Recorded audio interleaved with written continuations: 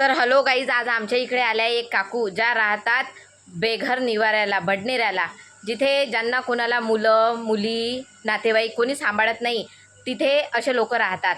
तर आज त्या काकू तिथली माहिती देणार आहे आपल्याला. माझं नाव ताराबाई रामटेके. मी बेघर निवारा बडनेरा येथे राहते. तिथे मला राहून 5 वर्ष झाले, पण मला असं तिथं काही म्हणजे दुःख असं काही आठवलं नाही. कारण तिथं सर्व गोष्टीची व्यवस्था आहे. 2 टायमाचं जेवण मिळते, सकाळी नाश्ता मिळतो, 2 वेळची चहा मिळते आणि साबण तेल हे पण सगळं आमची व्यवस्था ते करतात. आंघोळीला गरम पाणी असते आणि लॅट्रिन बाथरूम आहे.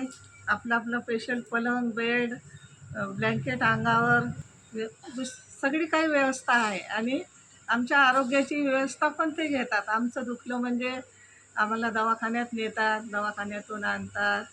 आणि सर मॅडम आमचे खूप चांगले. आमचे सरांचं नाव आहे राजूभाऊ बसुनाते आणि मॅडमचं नाव आहे ज्योतिताई राठोड मॅडम.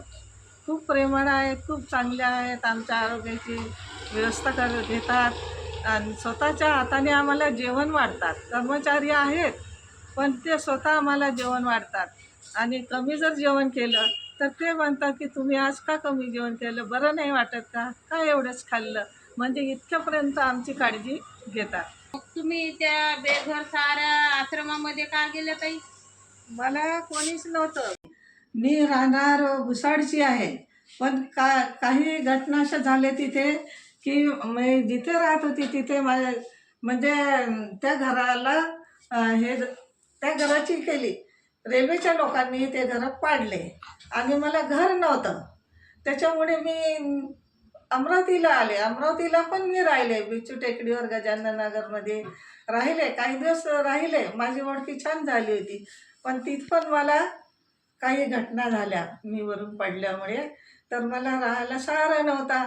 म्हणजे मला कोणी नाही, मुलं बाळं नाही. एक मुलं नाही, एक मुलगी होती, ती भुसावळला आहे.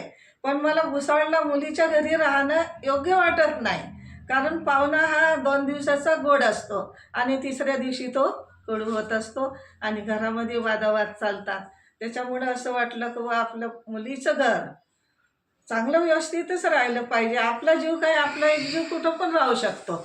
त्याच्यामुळे मी मुलीच्या घरी पण राहिलेली नाही. अमरावती प्रॉब्लेम झाला की मी भाड्याच्या घरातून वरून खाली पडले आणि मग तिथल्या बायांनी, ते घरमालकींनी मला दवाखान्यात नेले, माझी व्यवस्था केली. आता व्यवस्था केली, पण मग मी भाडं देऊ शकत नव्हती. मी धुणं भांडी करायला जायची कामाला, पण मग माझ्याकडून काम होत नव्हतं. मग काम होत नाही तर मग आता भाडं कसं देणार. मग त्यामुळे मग मला विचार पडला की आता आपण काय करायचं, आपल्याकडून काम नाही होत, काही नाही होत, भाडं कसं द्यायचं, राहायचं कसं, जगाचं कसं, हे विचार माझ्या डोक्यामध्ये खूप चालला 1-1.5 महिना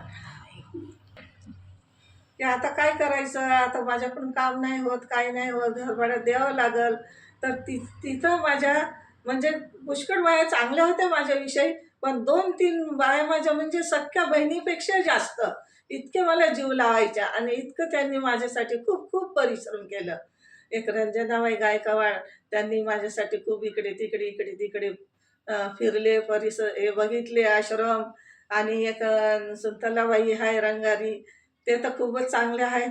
त्यांनी पण खूपच पावसामध्ये इकडे तिकडे माझ्यासाठी खूप परिश्रम केले, खूप फिरले इकडे तिकडे विचारपूस करून.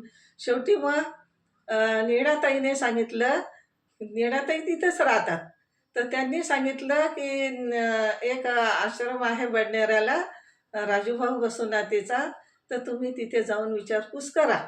तर आम्ही, त्या बाईने मला, सुंतलाबाईने, रंगारीबाईने त्यांच्या घरी नेलं, तिथे विचारपूस केली. तर त्यांची मिसेस डॉक्टरीन आहे राजूभाऊ बसुनातेची. तर त्यांनी म्हटलं की हो, आमचा निवारा आहे म्हणे बडनेऱ्याला, तुम्ही येऊन राहू शकता.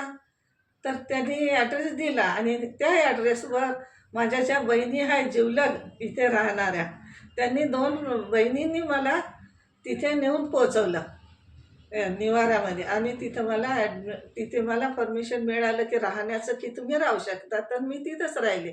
त्यांनी मला सोडून दिलं आणि त्या आपल्या घरी परतल्या.